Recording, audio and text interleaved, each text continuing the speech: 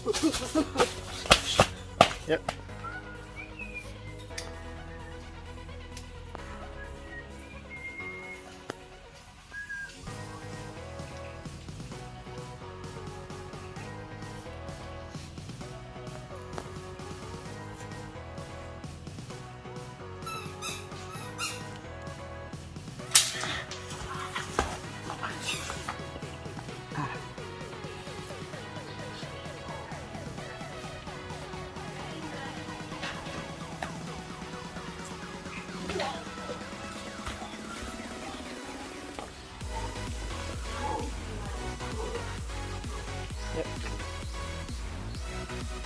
Hai kawan-kawan, dimanapun Anda berada, mungkin Anda sudah melihat tadi suatu kejadian seperti tadi. Mungkin Anda yang suka mencari madu lebah, Anda tiba-tiba disengat lebah di kebun. Kemudian juga Anda pernah suatu saat memotong bunga atau ke kebun, disengat oleh tawon seperti ini. Dan begitu pula kadang-kadang Anda juga pernah sedang mengangkat batu atau bekerja, disengat oleh kalajengking.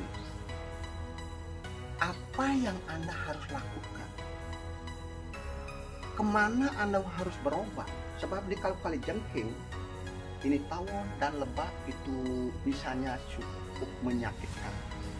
Nah, sekarang Pak Jero akan memberikan suatu tips, suatu pengalaman Pak Jero. Apabila Anda disengat lebah atau disengat tawon dan ini kalajengking, jangan bingung. Tak perlu ke dokter, mungkin kalau jauh dari ke dokter. Tak perlu ke puskesmas kalau jauh dari puskesmas. Coba lihat. Yang Anda lakukan adalah begini. Anda mungkin tahu bensin, itu pengalaman Pak Jero. Bensin itu sangat mujarab. Jadi mungkin setelah Pak Jero katakan itu bensin, bukan berarti harus lari ke pompa bensin, bukan. Begini, tiap orang pasti punya sepeda motor.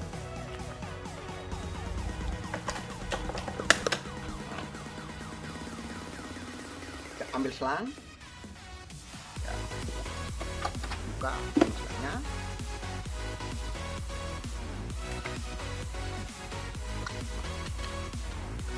Lalu sedot sedikit ini bensinnya, masukkan ke botol atau apapun, masukkan, cukup untuk ini, makanya segera ditutup.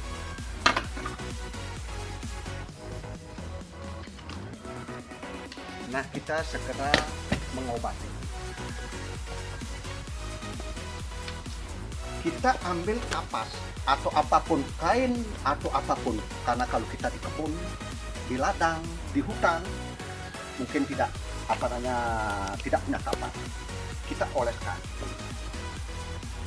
Ya, ini bensin. Ya. Yang kena ini seperti Pak Jero ditempel, ya, ditempel yang disengat, ditempel.